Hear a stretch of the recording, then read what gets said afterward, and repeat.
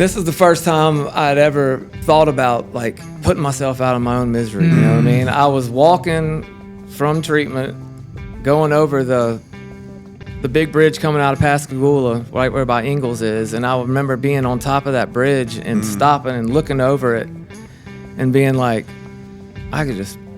How easy it would be. I could just die. And it scared me. I ran. I started running. I remember just running to get off of that bridge because I really thought I might dive off of it. Let's be honest about recovery. The rewards, the challenges. Let's talk about our failures. We are flawed people, after all. Let's challenge the stigmas that weigh us down. Because while most of us are looked at, few of us are seen. Let's talk about addiction. And how Christ overcomes our weaknesses. Because we are loved. Because we are loved. Because we are loved. We are loved. Because we are loved.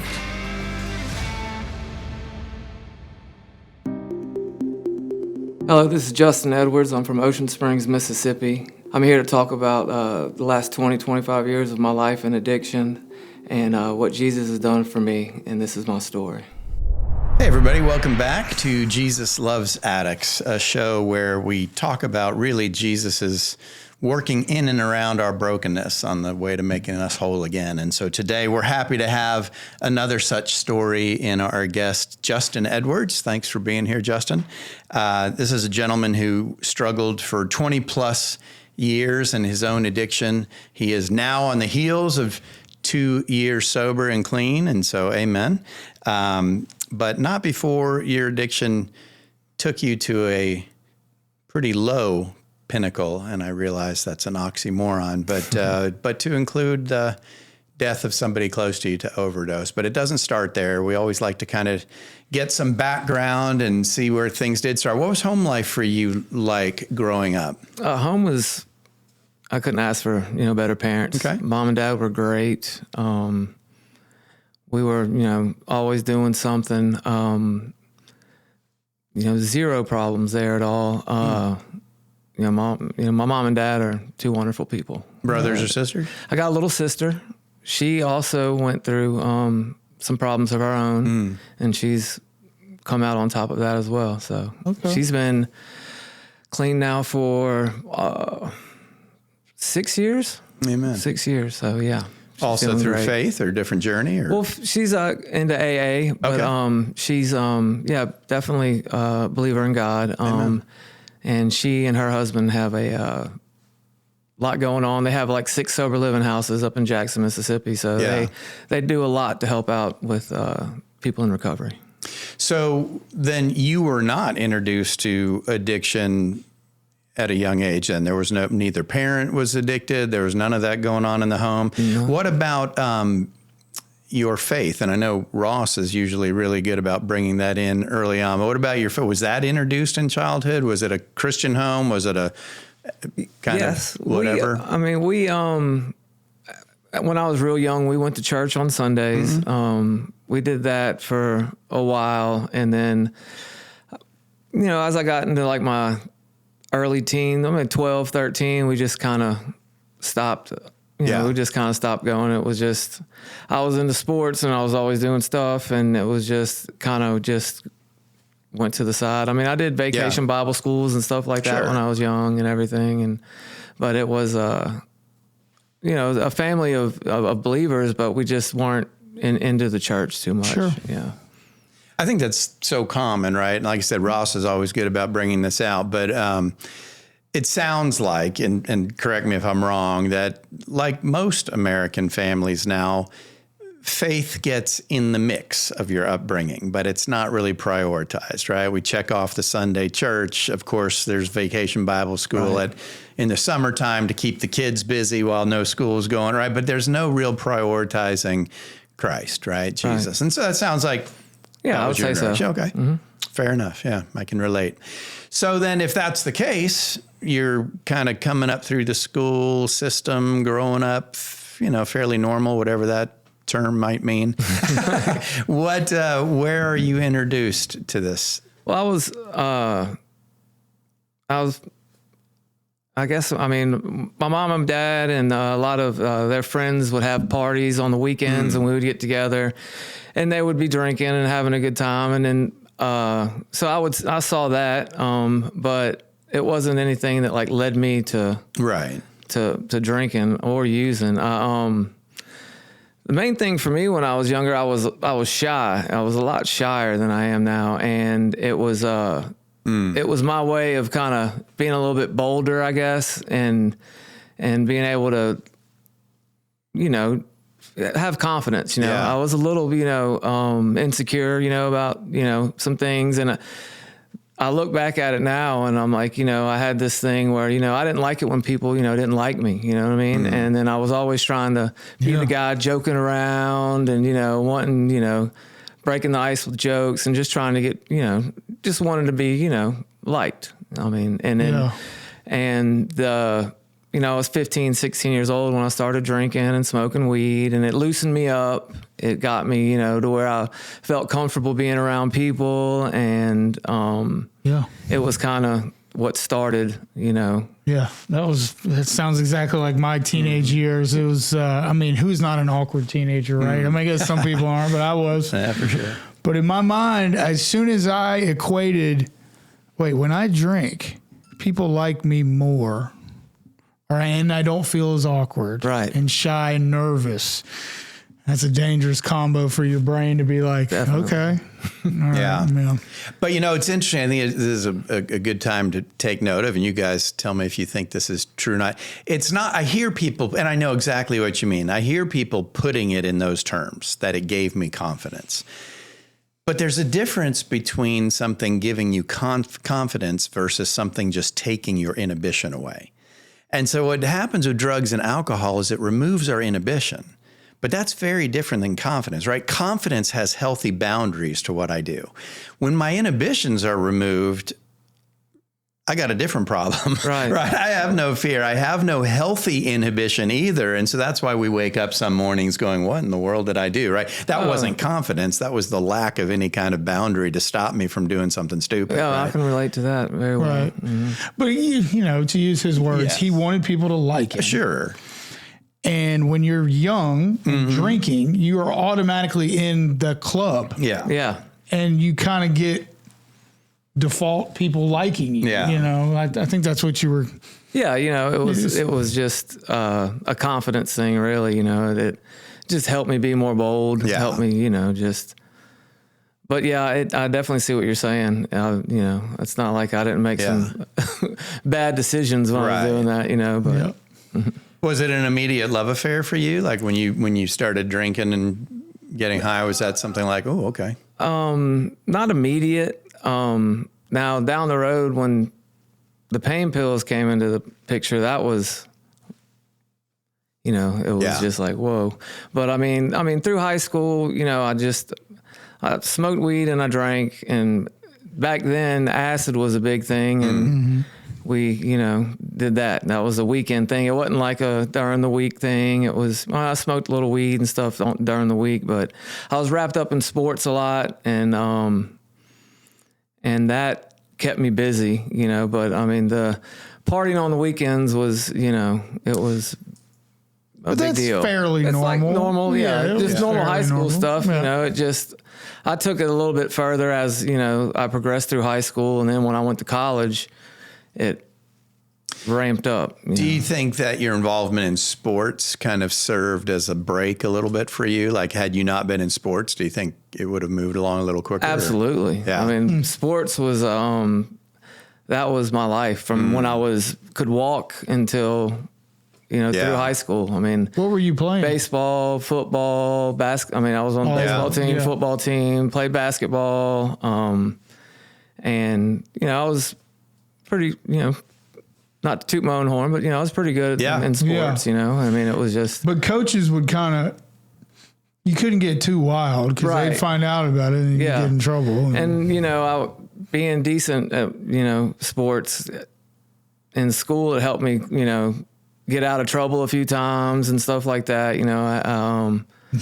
Oh, yeah. it was, We need you playing Friday night. Right, yeah. They didn't need me that. I mean, yeah, I guess you're right. Like, I remember one time it was a Friday for a football game, and a pretty important football game was Friday night, and I wasn't going to go. Like, you got to go to school for half the day in order to play at night.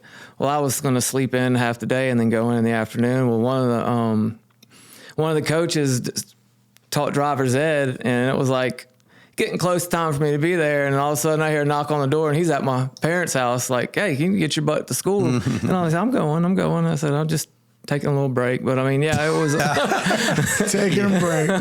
You had some reputation that served you well. Yeah, a little bit. Did sports, was that part of your bridge into college? Were there any scholarships? Was there anything? I went to Perk, played baseball there. I didn't get a scholarship, but I was, talked to by the coach. Yeah. Like, come on, walk on, and we got a spot for you. Okay. So that's what I did. But that didn't last too long. What happened? Well, when I got to, I'd been, the drinking and the smoking weed. I got to college, and that's when I started doing some. Cocaine came into the picture, and started doing a lot of that. Were you still living at home? No, when you go to Perk, you drive up, stay Monday through Friday, drive home for the weekend. Okay. And so I'd go up there, Sunday night, go to school throughout the week, and then come back home on the weekend. When I came back home on the weekend, with all my buddies from high school that nobody went, and did anything, or were going to JC down here, and we just picked up. It was like just picked up where we left off in high school, but we just started partying a little bit harder, and so it wasn't happening in the college arena. It was happening when you came back home. It was. I brought it with me up and back. Okay. It was. I was doing more. Yeah, I was definitely doing more of the harder drugs when I was up at college. Okay. You know what I mean? But then when I came down, I saw that some of my other buddies that, they were doing them too. So it just, you tend to find the ones that support what you're doing, right? Yeah.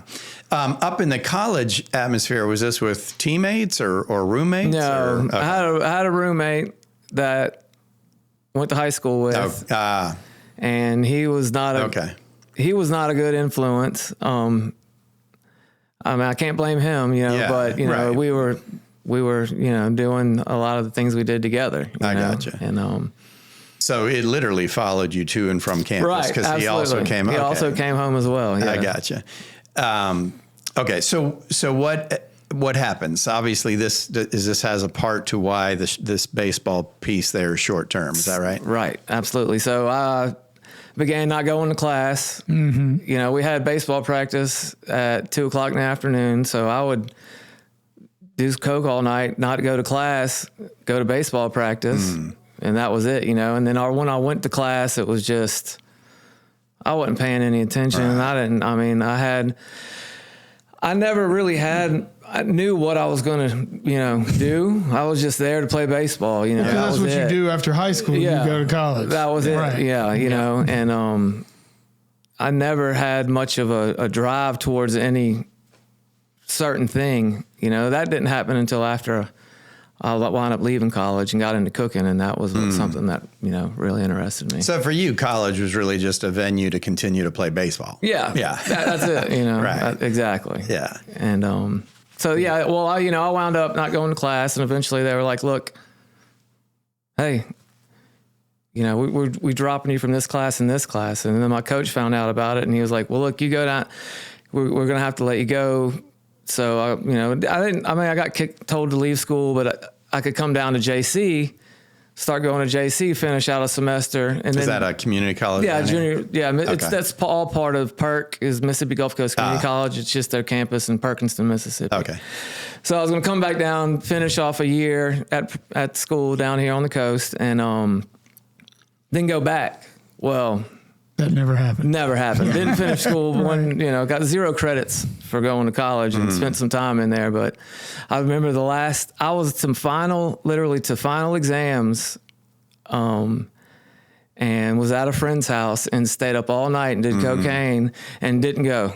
And then that was the end of my college career right there. That was it. Was that the first major loss really dealt to you from your addiction? Oh, I didn't get over. In college? Yeah, I didn't get over that for a long time. I mean, a real long time. Because I was like the opportunities I could have had, and I was. You mean the baseball part? The baseball part. Yeah. I couldn't let it go. Could not let it go. I was just like, what if? I kept what ifing all the time, and got over that finally. And that wasn't too long ago really, but it was So shame. Yeah, shame and just thinking, or just the wondering, what if I would have been regret? Yeah, wondering, if I would have really been, putting my all into this, what could have happened? So do things in your addiction then really ramp up? Oh yeah, well, see, I decided to move to Colorado. I went to moved to Vail, and this was my first, restaurant experience job. I got a job washing dishes. And I worked on Vail Mountain. I took the gondola up to work in the morning. I hopped on my snowboard at the end of the day and came down. I lived in this housing. They provided employee housing. Provided, which was like a college dorm. You know, it was everybody that worked on the mountain lived in these. So I was like at college.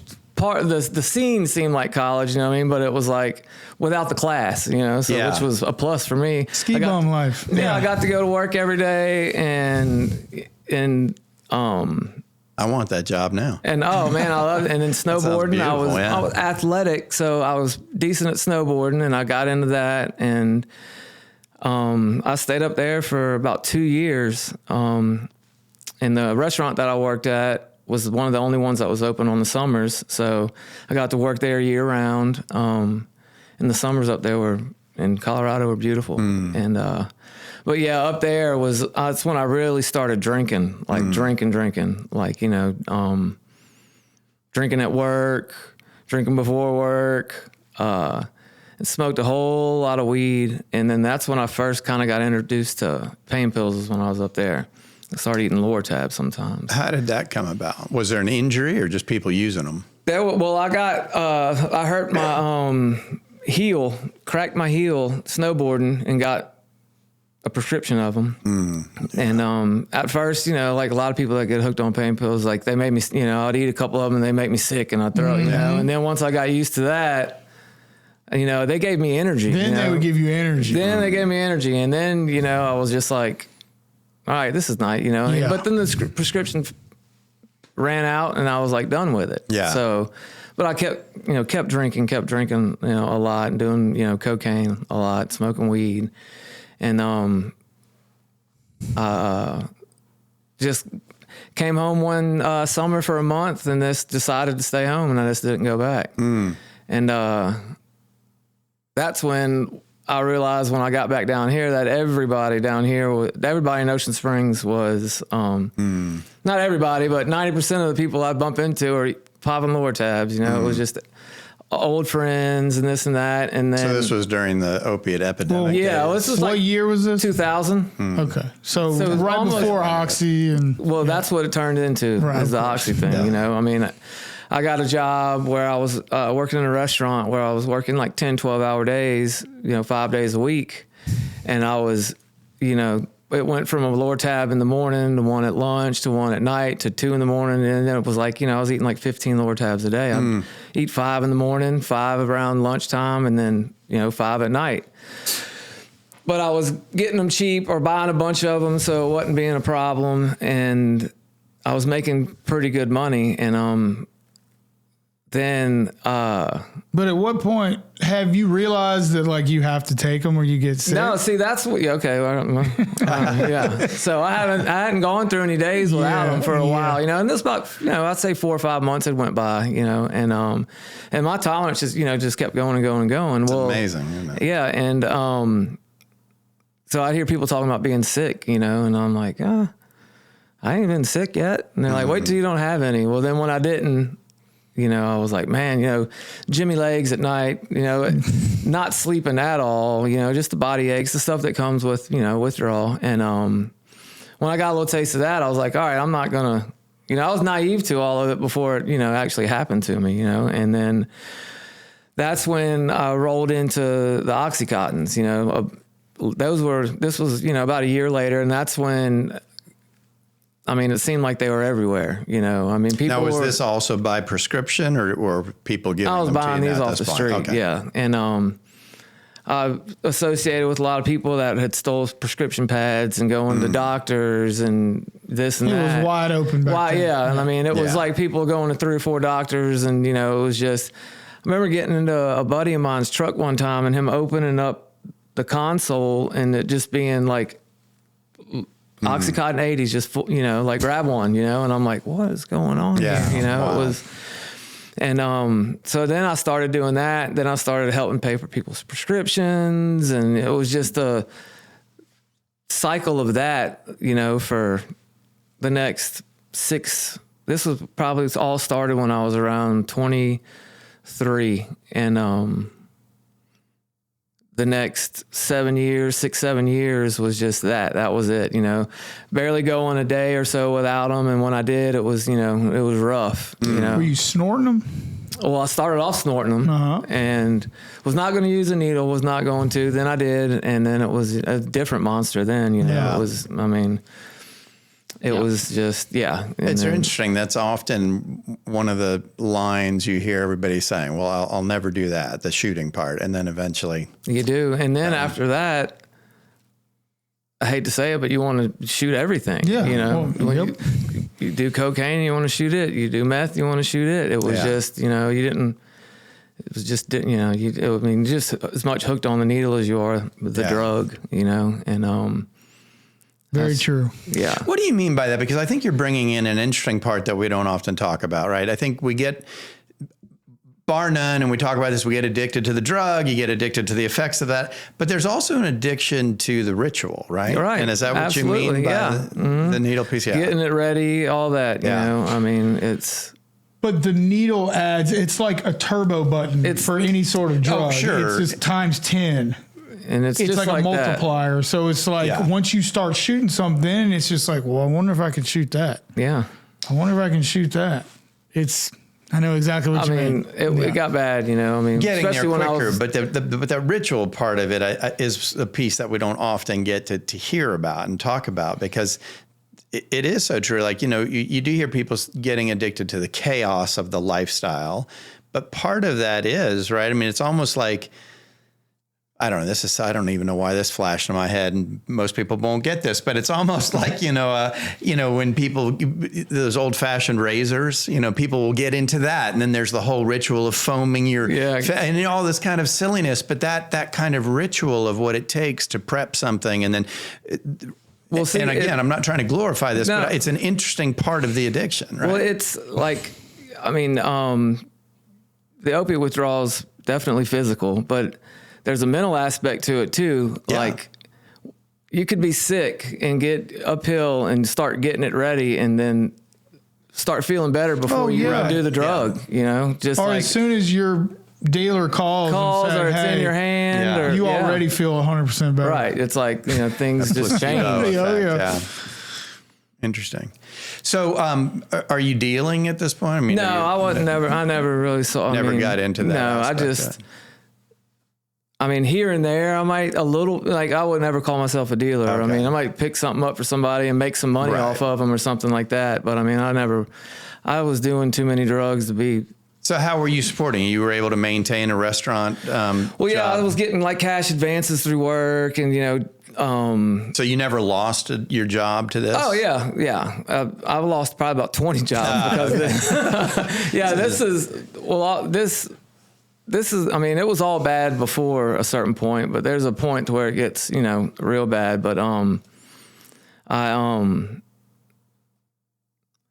so finally, I was just like, I need, things, I've got to do something. I was like, I just need to stop for a little while so I can just do it every now and then, so I won't get sick and this and that and hold down a job. And that, so that's when, that was from like 2003 to 2010. And that's when I came to the Home of Grace for the first time. It was in 2010. And I was very, very naive to like,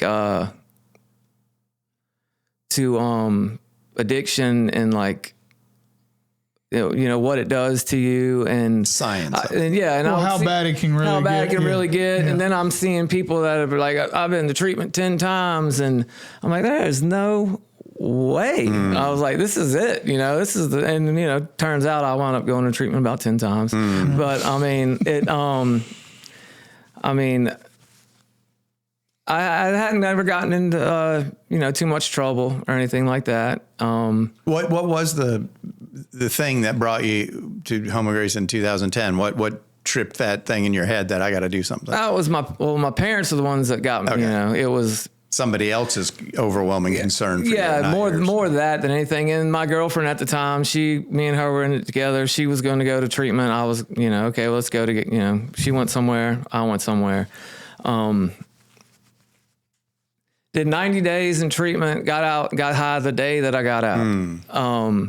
Within a month, I'd broken into a house. I didn't even got into all the, I started doing a lot. Like I started doing a lot of stealing to fuel my habit. Prior to that first trip. Okay. Yeah. It was, and it's sad, but I was addicted to doing that just as much as I was the drugs. I mean, it was, It's a dopamine rush. Yeah. I mean, I knew where I could go and what I could do to get a little bit of money so I could get high. And I mean, I would do it, constantly, and it was sad. I mean, I was,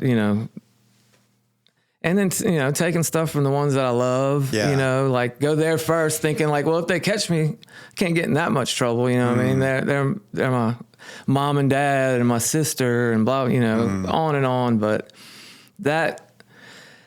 after I left treatment for the first time, I broke into a house and I came around the corner with a change jug in my hand, one of them Kentwood jugs, to a lady standing there looking at me. And I just ran out the door. Come to find out, it was... Oh, you were inside the house. I was inside the house. So it was a burglary of an occupied dwelling. Yeah. The lady turned out to be my high school librarian. Oh my goodness. And she picked me out, didn't know my name, but picked me out of the annual. Yeah. And 2 weeks ago, I'm driving down the road and swarmed up and boom, arrested. First time in jail. I spent the night in jail for like a DUI, but this was my first time, like, in the ADC, and I'd just gotten out of here. It'd been a couple of months. So I sat in jail for a while, and then I got out and came directly back to the Home of Grace. And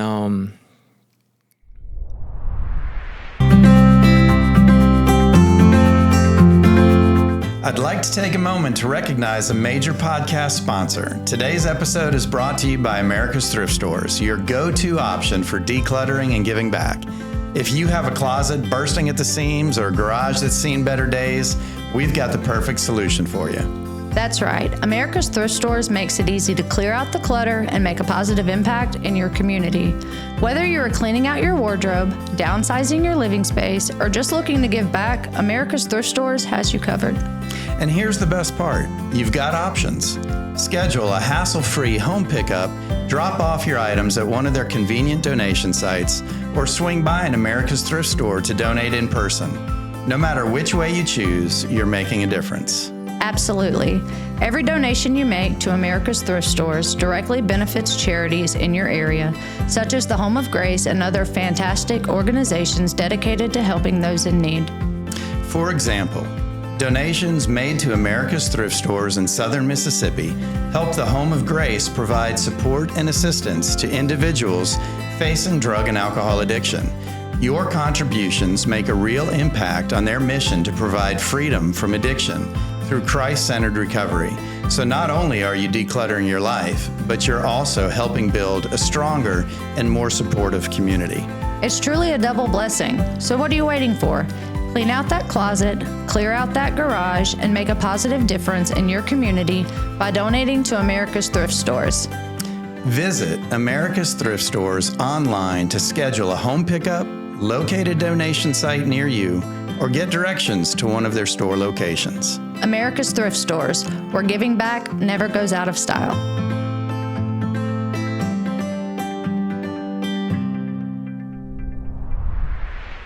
stayed for 6 months, and I was put on drug court.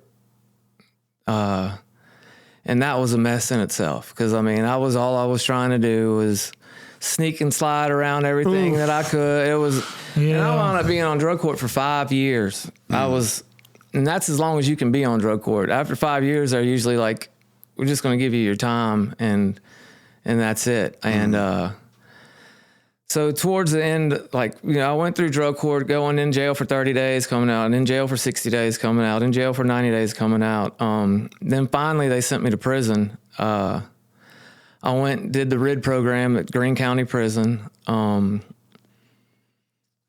What's the RID program? It's a regimented inmate discipline program. It's like boot camp in prison. Behavior modification. Yeah, you're waking up at 5 o'clock in the morning, going and doing push-ups and PT. You don't get canteen, no food, no TVs, no books. You could have a Bible. That was it. You're sentenced to that, or that's something you chose to do? Sentenced to that. Interesting. And then sentenced to that, you know, to return per court order from the judge. And so how long were you doing that?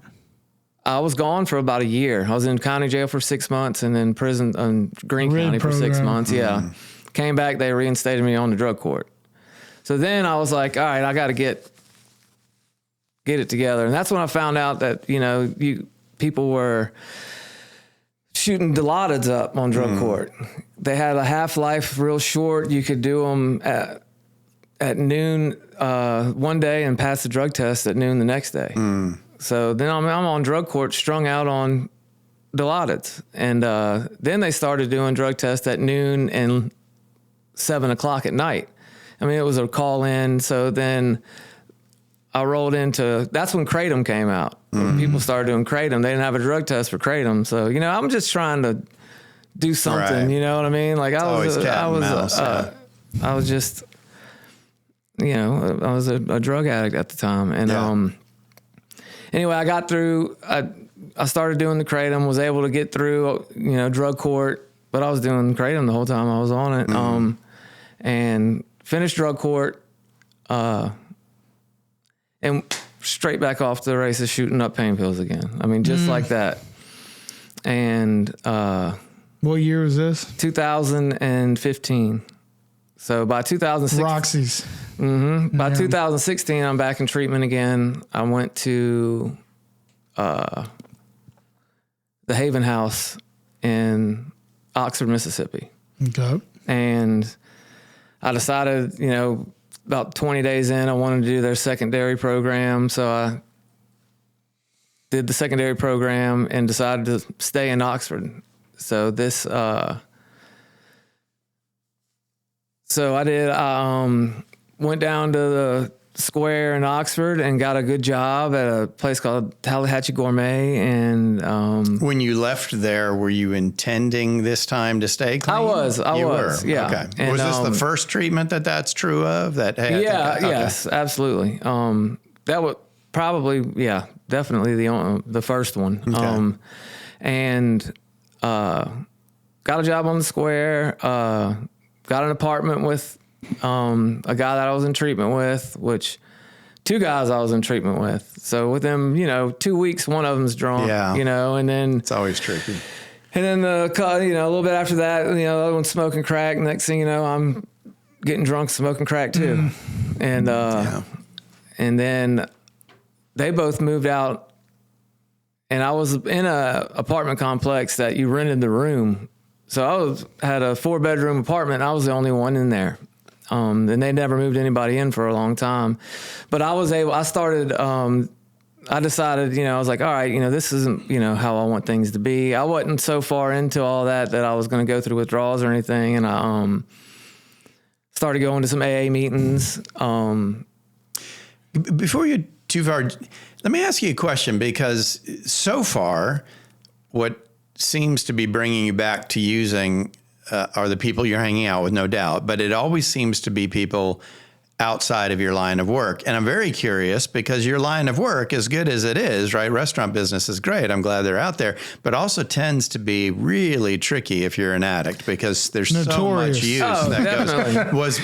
Was this ever something that was haunting you as you kept going back to that business? Did any of the trip ups ever happen there? No, I mean, when I worked at, I've worked at a few restaurants that wasn't even around, and I've worked at some restaurants that's all that was around. Yeah.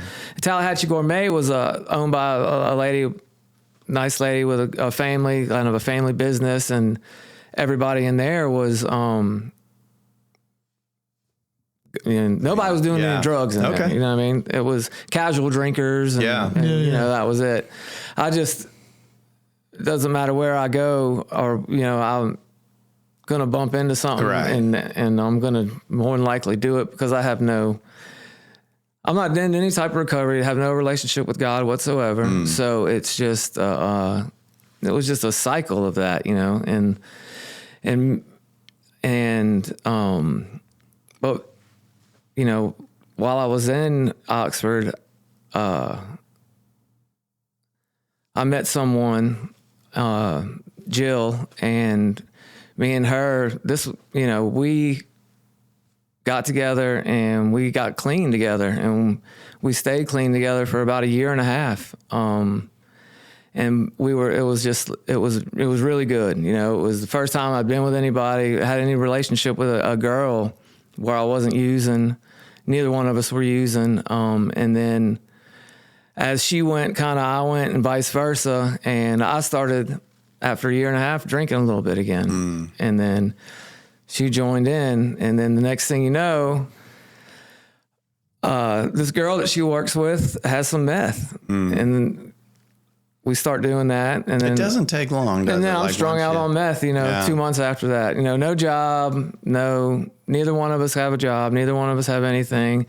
Then I started looking for what I wanted to do, which was opiates, and was right back into that. And then both of us were. And what was the issue behind, or what led you to that first drink again? Was it just, I think I can now? I was just like, it's been long enough. You thought you could now? Yeah. Okay.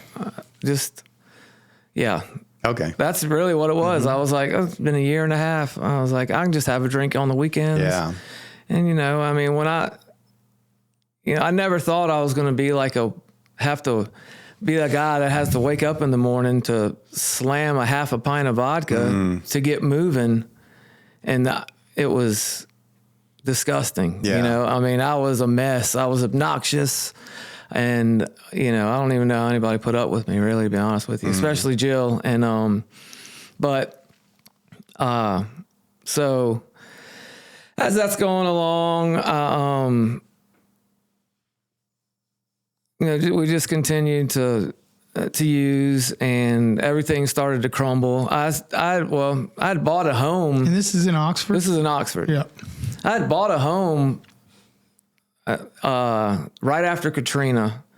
Had good credit. My parents helped me out a little bit. And that's when I was just doing lower tabs. And I'm like, I buy this home thinking that's going to straighten me up, which it doesn't, and while I was in Oxford, somebody had been renting the home out, so I still had the house. So we decided to move back down to Ocean Springs. So the people that were renting it happened to be moving out, so we waited for them to leave and came back down, thinking that things, a fresh start, things are going to be different.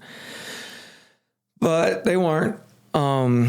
I came back down, got a job, where I was drinking at work every day. I wasn't drinking in front of her. Did she know you were drinking? Yeah, she knew I was drinking. And just weren't doing it in front of her. Right, just wasn't doing it in front of her. And then we're at Walmart one night, and it's just, I bump into this girl that I was on drug court with years ago, and she's just like, "Hey, where do you stay at?" And I'm like, told her where I lived. She lived literally 2 blocks away. She's like, "Oh," and her and my girlfriend Jill started talking, and she's like, "Well, I'm going to come by, and I'm like, "Yeah, sweet, come on by."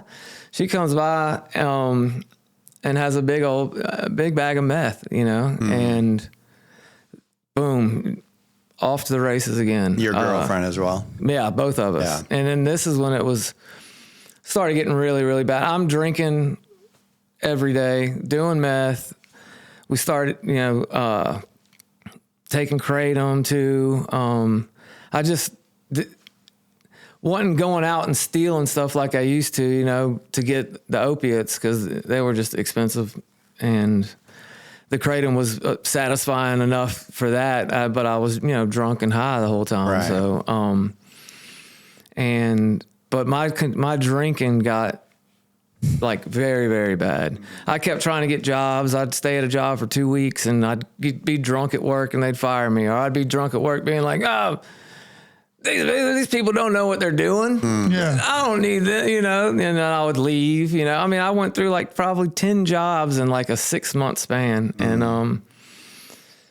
And she finally started getting sick of it. And another thing that the opiate things that, that's when the fentanyl started coming around, and I was like very weary about doing that. I had overdosed before on fentanyl, but it was the prescription kind, and, or the kind that you get, the patches that you get from a doctor. And then, there's no telling what you're getting from people on the street.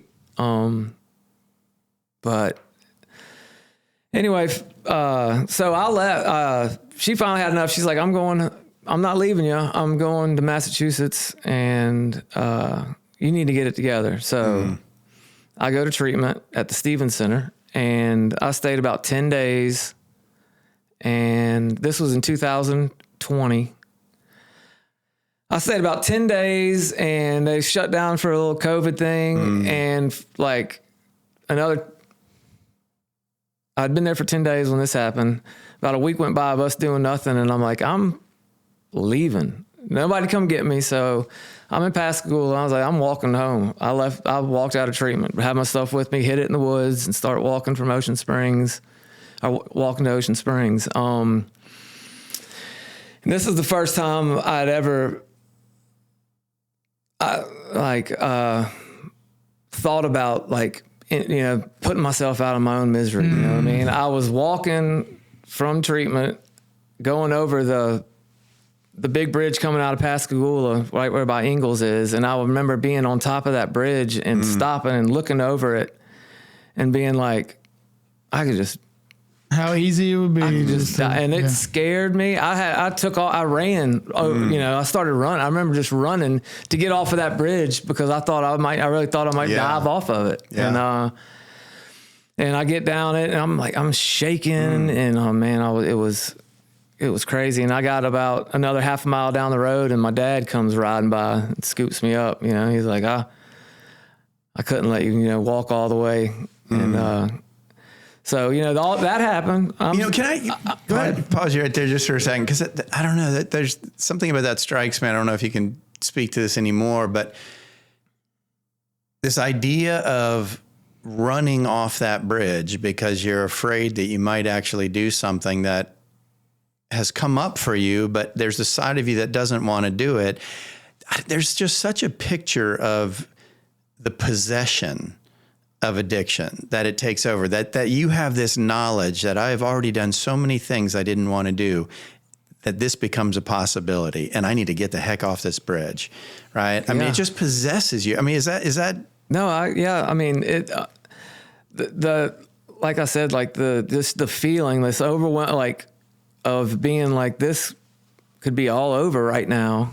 And then me realizing that what I'm thinking and what I'm doing just, scared me. You've crossed the line you never thought you right. I never thought, I mean, I've been driving, things have been really, really bad. And I've been driving down the road and been like, I could just hit this tree right now. And, but I mean, I never, seriously. This time was serious. I was in my mind, I was like, and it scared me, it scared the crap out of me. And I just took off running thinking man, I might, I mean, I was standing there looking over the edge, just shaking my head, I mean, on a highway with cars flying by and, That picture of you running is just so powerful to me though, because there's nothing for you to run from there other than yourself. The fact that I might actually do this and I've got to get to safety. That's just really, It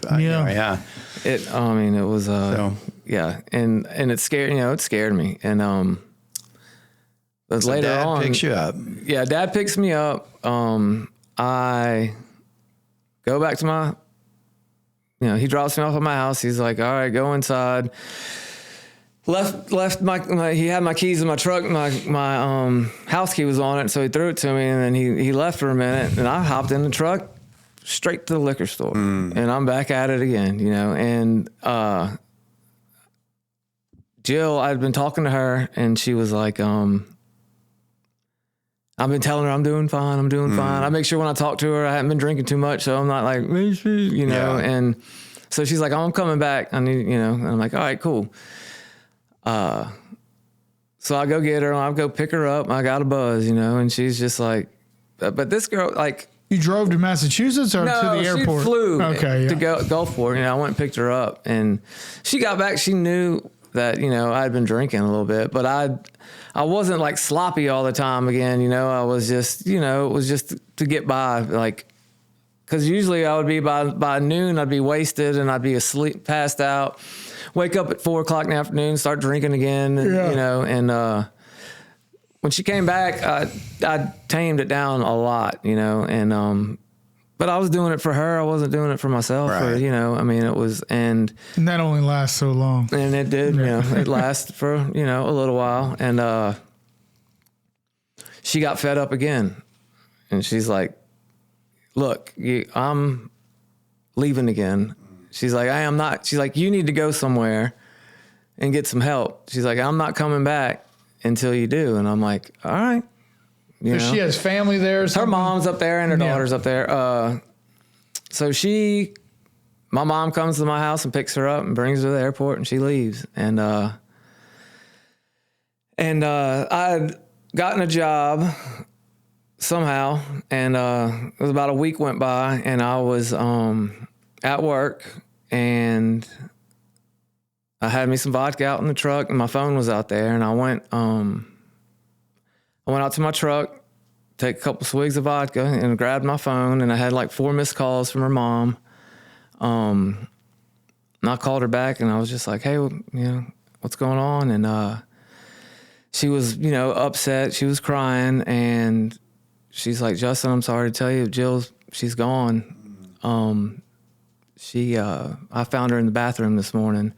She had gotten, a hold of one of those Roxy pills that was full of fentanyl and did it and passed away, and her mom found her. And, and that was October 21st, 2021. And that just sent me, I wasn't doing good already. So, it wasn't like I was going to straighten up. And I mean, it got really, really bad for the next couple of months. Did you go to, was there a funeral up there? Or? Yeah, they had her cremated. They didn't her mom sent me. I was in no shape to do nothing. I was like, my mom and dad wouldn't have sent me, nobody was sending me anywhere by myself, first off. Right. So they had a memorial. I just couldn't go. I don't think I don't know. Yeah. It would have been, yeah. But, so a couple months went by of me just constantly drinking. That was October the 21st. So New Year's Day, I'm at my parents' house. Sneaking drinks in the bathroom and this and that. We had dinner, and they were like, he's drunk, just leave. So I leave, and I head straight to the casino, go to the Golden Nugget, and had like $40. I'm like, I'm going to the casino. I drive over there. I wound up winning a bunch of money, and then losing all of it back. And I like, granted, at this time, this is when that feeling of like not wanting to be around was that, because the alcohol, man, I don't know what it does to your brain, but I mean the depression that I would go through, and the ups and the downs, and I never felt worse coming off alcohol or drinking than anything else by far. And so I lose all that money back, and I'm coming back from the casino. It's like 2 or 3 o'clock in the morning, and I was like, I want to get high. I really want to get high. And I was like, I don't have any money. So I see this Circle K. And I'm like, man, I know some guys that robbed Circle K before. I mean, I'll just go in and ask for the money. So I go, this is how crazy this is. No mask, no nothing. I go into the Circle K, and there's a nice lady standing there, and I just walked up to her and I said, I'm going to need to get the money out of the register. And she's, looks at me. She goes over to the register, piddles around, this and that, hands me the money. I think it was around like $300. And I run out to my car or my truck and jump in it. And this is where I believe God first steps into my life, because I was on my way to get, a bag of dope. And I don't think I would have made it through the night if I would have got to it. I really don't. And I got pulled over literally a quarter of a mile, maybe half a mile down the road from the Circle K. There was a officer that was sitting behind a bank right around the corner from when I robbed, and they pulled me over and, guns out, thinking that I had a weapon and all this. I didn't have a weapon. I just asked the lady for the money, and she was just scared and gave it to me. And, so, why do you think you wouldn't have made it through the night? Were you suicidal at this point? No, I was going to go get some fentanyl. I was going to go get some, and it'd been a long time since I'd ever done any opiates. I'm pretty sure. 2021, that's all you could buy. Right, that was it. At that time. So. And I mean, so yeah, I got arrested. And but you hadn't been doing opiates for a while. I had been doing opiates for a while. That's why he's saying. Right, that's what I'm saying. He knew he was about to be reckless. It wasn't intentional, but unintentionally, it probably would have done it. Right. So I go, but I mean, I was like, when you hopeless, right? Without hope, for sure. Did not care to be around. Went to jail. Was like, what? I'm going to be here for a while. I'm going to go to prison. That was what was, they're going to be the next whatever years of my life. And I sat in jail for like 5 months, and my dad was able to get me into treatment.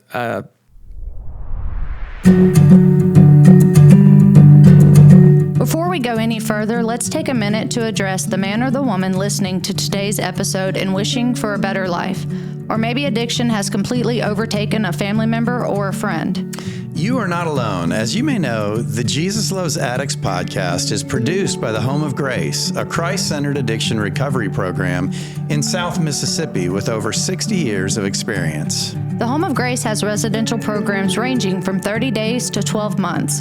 With 2 separate campuses for men and women, they are fully staffed with caring individuals who want nothing more than to guide you to a life of recovery. Services include individual and group counseling, marriage and family counseling, classes, workshops, GED, and workforce training, all grounded in biblical principles. And because of donations from the community, the cost of the program is incredibly affordable. Thousands of alumni from across the country can tell you there is no other program in the world quite like the Home of Grace. If you want to start a new path to recovery, don't wait. Speak with an admission specialist today. Visit homeofgrace.org or call 833-55-GRACE to talk with someone. That's 833-55-GRACE. Call the Home of Grace today.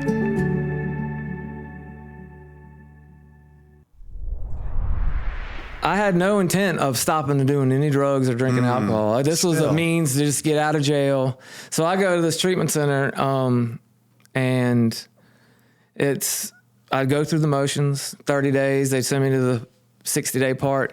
Get there, I go, it's like a work camp the next 60 days. I work 5 days a week, play spades, and watch football on the weekend. No recovery, no intent. I was like, I'm going to get out, and I'm going to go back to doing what I want to do. I get out. I go to my parents' house, and I stay the night there. I get up the next day, and I go straight to the liquor store. I get drunk, and I drive to Escataba to my buddy's house. It's they got a little abandoned house, a little houseboat that's abandoned. I get there, they got meth, they got fentanyl. I get high, smoke some meth, and I'm like, I'm gonna, do a shot. All this stuff, I don't remember any of it. This is what I've been told by, and so what happens? I do a shot of fentanyl, and I flopped out. The guy that was there, his mom lived down the road. He ran down the road, got her. She came down there. They did CPR on me. Couldn't get me back. The Narcan me twice. Never moved. She's like, I got a powerful thing.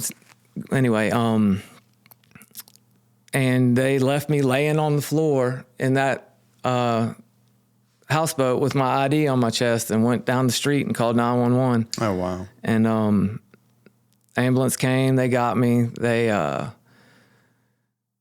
me to, I think I'm not sure, they Narcan me again, or they did when I got back to the ER or whatever. And I was in ICU for 6 days, I believe. They had sent my mom and dad home. They were just like, we've done what we can do. He's either going to, wake up. Yeah. He's either going to wake up or he's not. And so you still weren't conscious? Were still you weren't conscious, coma? No. Yeah, I don't know the details of it. Yeah, I was just out, and I never even asked about it, really. I just didn't want to know. Yeah. I mean, and I didn't want to ask my parents just so they had to tell me, I didn't want them to even have to, revisit it really or whatever, Well, I came to and had no memory of any of it. I didn't remember even being at the hospital. I don't remember like the couple of days at treatment before I left, like the drive home with my dad from there. Don't remember any of that. My mom and dad picked me up and brought me straight to the Home of Grace, dropped me off, and I was in bad shape, and I was just still, hopeless. And what was devastating is, I didn't even know I was here for a few days. I was just out of it. And I remember I went to my counselor's office and I was like, I need to call my parents, talk to them. So I called my mom and I'm talking to her and I say, how's Jill? Where's she at? And she's like, Justin, Jill's passed. So you'd forgotten. I didn't even, and man, that, I'm talking about lose it. Yeah. I could not stop crying. I remember I was in my counselor's office just like, and after it happened, it all came rushing, came rushing back and it was like I had to relive all of it over again. Because when she had passed away, the 2 months after that, before I'd gotten arrested and everything, I was drunk. And then, that was over a year, almost a year ago. And, I was asking them where she was, how was she doing? And when my mom told me that, I just... Wow. Yeah. It, not only is it devastating to learn that news, it's also kind of got to be freaky that I would forget something like that. I would forget something like that. Absolutely. Like, what? That's get it what, together. That's what, so... And that was like my third or fourth day here. So I couldn't do nothing. I couldn't talk to anybody without crying for like 3 weeks. I'd go down to the chapel and I'd just be sitting there by myself, just praying. And, because I still was like, still wasn't sure if I really wanted to be around, what I mean? Like I just was still like, I'd gotten to a point to where we had like when I left the Stevens Center, we'd shut down for COVID and I left. Well, we got to a point to where we shut down again, and I was leaving again. I walked down this driveway 6 times probably, got to the end, like, I can't do this. I'd go down and come back, And, I was like, I just got to get through this. And I remember being down in the chapel one night, and a buddy of mine come down and sat next to me, and he's just like, man, how are you? And I'm like, yeah, I'm terrible. I just I couldn't even speak a sentence without crying, man. Like every time somebody would talk to me, I'd just start crying. It was, I don't know. And I just decided then, I was like, look, all right, fine. I tried every single possible way to get high and get drunk and live a life that was, I could get by with. And I stopped drinking, stopped doing opiates start drinking nonstop. Stop drinking, start doing opiates, meth, whatever it was I did, I just couldn't. You've tried to be a successful user. Yeah. I tried every which way I possibly could think. And finally, I just was like, all right, this is it. I was like, all right, you hear this story a lot, but I've heard people say it before, but I was like, look, God, all right, if this is working for everybody, and not everybody, but if these guys are getting, I said, let's do something together. Oh. I said, let me give my life to you, and you just show me what I need to do. And things started to gradually, open up a little bit. I started mingling with folks, talking with folks. Opportunities started to come up, and everything that I said that I wasn't going to do, I turned out doing. I'm not going to do this phase, did it. I'm not going to do this, did it. I'm not going to work here, started working. And but not everything was perfect still, and I still had some lesson, something to learn. And amen. And I got complacent towards the end.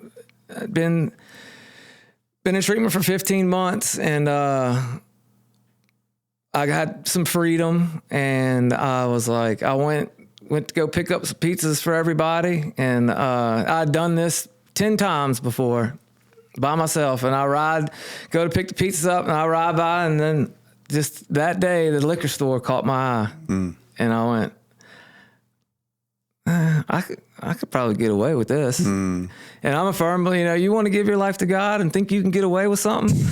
Try it. Good luck with that. Yeah. So anyway, I ride past, I get the pizzas on, coming back by, and I whip on in there. And 15 months I haven't drank, used, done nothing, and I think it's a good idea to get a pint of vodka.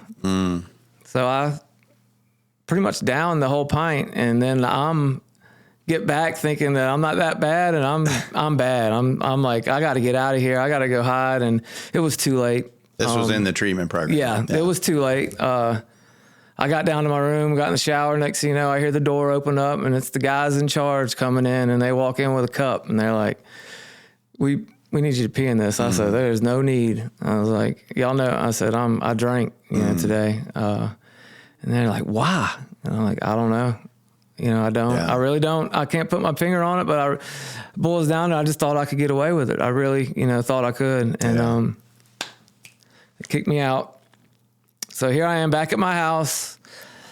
I get home. I'm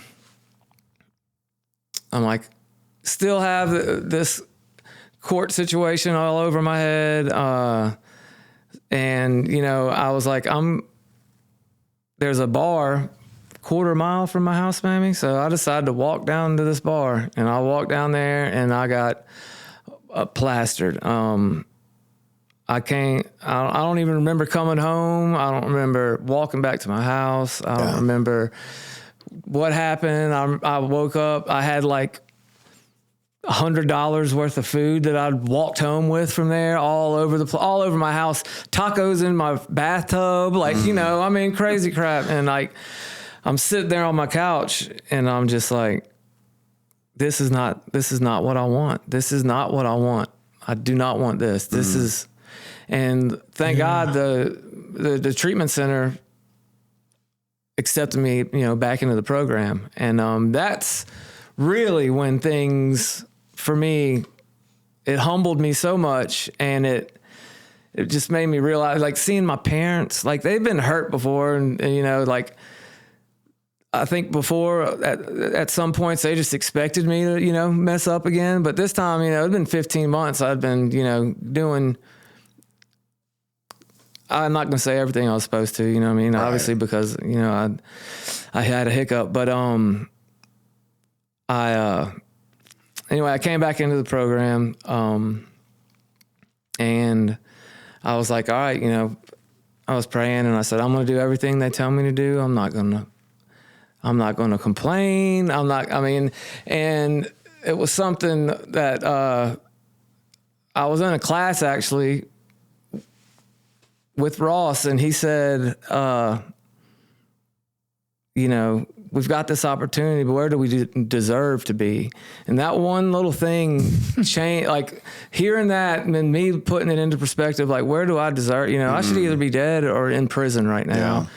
And that one little statement, like, changed a lot. It changed a lot for me, you know, and, perspective.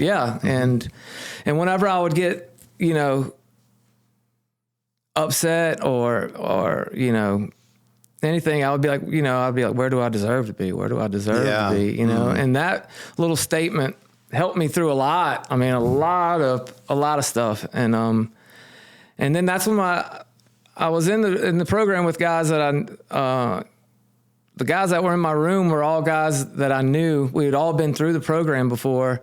So we were together, you know, we were Bible studies every night. In a positive way. Praying with each other in the mornings. In a definitely positive way, you know, great, you know, just, I couldn't have been put in a, you know, better place at the time. That's awesome.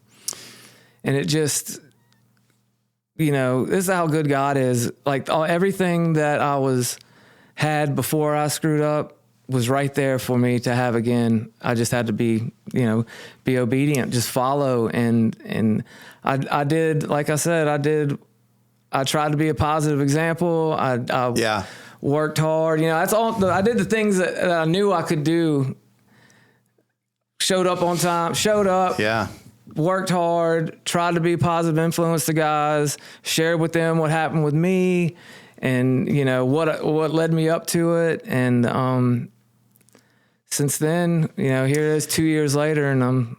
Yeah. So that was the moment. So was this period that you're describing, you said something actually before we started officially rolling here on the podcast. You said something, I wrote it down because I loved it.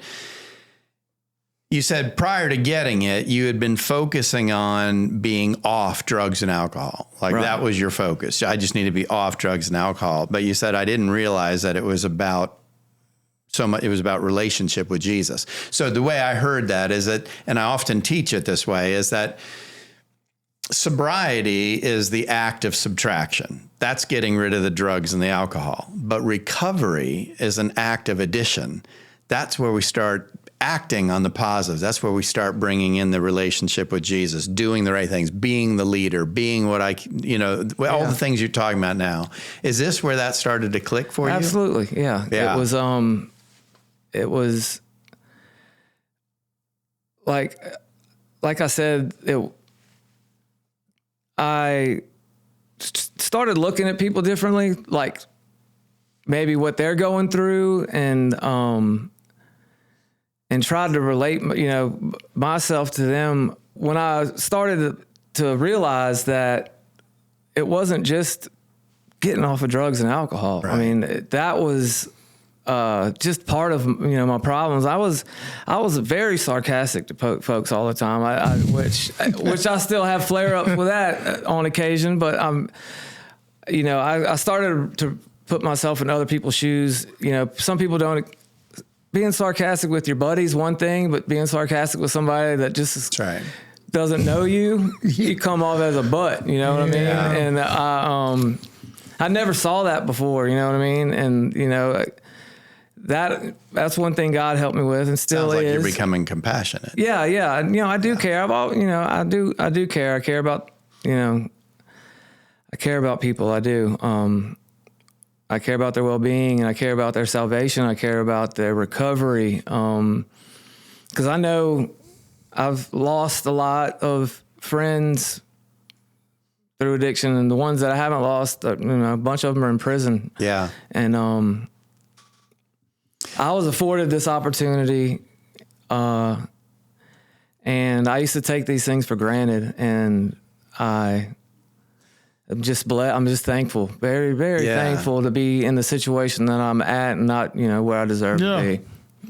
So how long have you been clean now? Oh, sorry. It's all right. 2 years and 2 months. Amen. Longest. Congrats. Every day's the longest day. That idea of compassion seeping in, that idea of caring for others, that idea of getting outside of self. Do you think that for a long time there was, even in, I don't know if this is fair to say, maybe at your lowest points, you were experiencing the consequences of this, but do you think there was a strong streak of arrogance in you? Because, you were an athlete, you were good, and it sounds like maybe you kind of looked down your nose at life to a degree. I did. I think there's like a fine line between arrogance and confidence. Yes. But I wasn't confident because, if I was confident, I wouldn't have started drinking and using when I was 16 years old to find that confidence, you know? So I definitely was, come off as, arrogant sometimes. Okay. I like that you said that, because to be honest, I'm bad about sarcasm too. And when you think about it, sarcasm is kind of a form of arrogance because it's usually you're being sarcastic but there's got some truth behind it. That's what people say. But I used it growing up with my close group of friends. That's how we communicated. If we weren't messing with each other, like you said, using it with friends is one thing. Using it with people you don't know is different. And the thing about sarcasm is while there can be an air of truth about it, it's not speaking truth in love, which is what the Bible, right? It may be speaking truth, but it's not speaking truth in love. Yeah. Right? If you're doing it to make, taking jabs at folks and stuff like that, it's, Now with friends, no holds barred. Right. Exactly. Some people will look over and like, y'all are friends? Like, you talk to them? I'm like, we're just joking around, Yeah. Justin, anything that you would want to kind of put an exclamation point at the end of your story here? I just, from a guy that was hopeless, there is hope. There is hope, and it's in Jesus. Amen. Your trust needs to be in the Lord. You keep God first in your recovery, everything else falls in line. Because if those two things aren't there, none of this other stuff matters. It doesn't. Because if I'm not keeping God first and not keeping my recovery second, then at least I'm being obedient to God and I'm not using drugs. Everybody's going to like that underneath, parents. And it's fulfilling, whenever you can just be, a positive influence to somebody else. Yeah. You know what I mean? I'm not much of a talker really, but in my actions, I try to, lead by example by my work ethic and, my attendance to things and, my participation and just my, gratefulness really and where I'm at. So. Well, and I'd say that new air of humility about you probably is noticed by those around you, right? That you care about them, like you said. Yeah. I would like to think so. Yeah. Well, Justin, we are super grateful that you chose to speak here and tell your story because it's a necessary one. And, I think the way I would want to cap this off again is kind of just building on something Justin just said there in terms of that humbleness and learning to move from a place of arrogance to humbleness, which I'm not so sure we don't all have a little bit of arrogance, right? Arrogance doesn't always come off as beating your chest and being cocky. It can come off much more subtle than that, but it still says to God and to those around you, my way's better. Yeah, even though you're dying under the weight of it, right? It just absolutely doesn't make sense. It's the arrogance of God, I think I know better in this situation. Yeah. I don't trust you enough in this situation, even though if I think about it, you've never been untrustworthy. Amen. Right. Yeah. Well, that's the thing. It's irrational, right? And that's the nature of addiction. A flaw in our brain or something. I don't know. But arrogance can be much more disguised than just beating our chest. But I want to highlight something that Justin said because it is how we need to come to God, right? When he first said, it's funny, when he first said in that chapel, he kind of came to a deal with God. I was like, oh, here comes those deals, right? We always say, God, if you do, then I'll do. Well, if I'll do is in that equation, then you're already off track because you've already done. Our way doesn't work. But what he said was really powerful and it stuck. I wrote this down. He said, This is the deal he struck. And if you're out there and you need to strike a deal with God, this is the deal you need to strike. God, I'll give you my life and you show me what to do. That's the deal we need to strike. It's not, God, you do half, I'll do half. God, you do 80, I'll do 20. God, you do 99, I'll do 1. It's God, I'll give you my life 100%. You show me what to do. Whew. Good stuff. Guys, we love you. More importantly, Jesus loves you. We'll see you next time on Jesus Loves Addicts.